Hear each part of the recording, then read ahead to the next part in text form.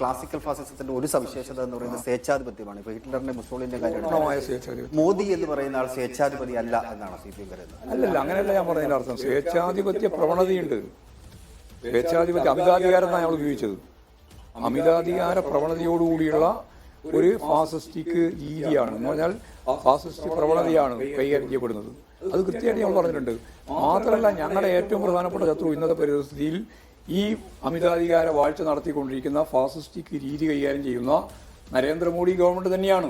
ആ ഗവൺമെന്റിനെ താഴെ ഇറക്കാതെ ഫാസിസത്തിനെതിരായ പ്രതിരോധം നടത്താൻ സാധിക്കില്ല. അപ്പോൾ ഫാസിസത്തിലേക്കാണ് ഇവിടെ നീക്കം. പക്ഷേ ഇപ്പോൾ ഫാസിസത്തിലേക്ക് നീങ്ങിയിരിക്കുന്നു, എത്തിയിരിക്കുന്നു എന്ന് പറഞ്ഞാൽ ഈ പാർലമെന്ററി ജനാധിപത്യ സംവിധാനവും ഇപ്പോഴും ഞാനും നിങ്ങൾ നമ്മളുടെ ചർച്ചയും ഈ പാർട്ടി സംവിധാനത്തിൻ്റെ ഭാഗമായിട്ടുള്ള ജനാധിപത്യ സംവിധാനം കുറേ പരിമിതിയൊക്കെ ഉണ്ട്.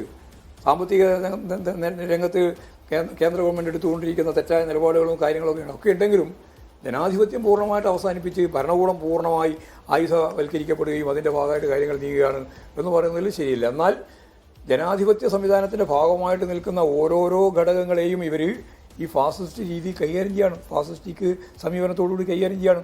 അതിൻ്റെ ഏറ്റവും പ്രധാനപ്പെട്ട കാര്യമാണ് നമുക്കെല്ലാം അറിയുന്നത് പോലെ ഭരണഘടനാ സ്ഥാപനങ്ങളെ, അത് ഇലക്ഷൻ കമ്മീഷൻ ആയാലും അതുപോലെ തന്നെ CBI ആയാലും ED ആയാലും അതുപോലെ തന്നെ CAG ആയാലും അതുപോലെ കോടതി എടുത്ത് പരിശോധിച്ചാൽ ഇതെല്ലാം RSSന്റെ നിയന്ത്രണത്തിലേക്ക് കൊണ്ടുവരാനാണ് അവർ ശ്രമിച്ചുകൊണ്ടിരിക്കുന്നത്. ആ ശ്രമം എല്ലാം ചേർന്നുകൊണ്ട് തന്നെയാണ് പറയുന്നത് പടിപടിയായിട്ടാണ് നിയോ ഫാസിസത്തിൻ്റെ കടന്നുകയറ്റം. അതിനെ നമുക്ക് പ്രതിരോധിക്കാനാവണം. ഇതാണ് പാർട്ടി സെൻട്രൽ കമ്മിറ്റി മുമ്പോട്ടേക്ക് വെച്ച രാഷ്ട്രീയ പ്രമേയത്തിന്റെ ഉള്ളടക്കം. അതിന് പ്രതിപക്ഷം പറയുന്നത് സംഘപരിവാർ CPM തമ്മിലുള്ള രാഷ്ട്രീയ ധാരണയുടെ ഭാഗമായിട്ടാണ് കരട് രാഷ്ട്രീയ പ്രമേയത്തിൽ ഈ വാചകം. അത് വിവരമില്ലായിട്ട് പറയുകയാണ്. ഞാൻ പറഞ്ഞു ഇത്രയും കാര്യം ഞാൻ വിശദീകരിച്ചല്ലോ. ഞങ്ങളുടെ ഏറ്റവും പ്രധാനപ്പെട്ട ശത്രു BJP ആണ്, സംഘപരിവാർ വിഭാഗമാണ്. അത് കൃത്യമായിട്ട് പറഞ്ഞുകൊണ്ട് അതിനെ എങ്ങനെ പ്രതിരോധിക്കുന്നതാണ് നമ്മൾ പറഞ്ഞുകൊണ്ടിരിക്കുന്നത്.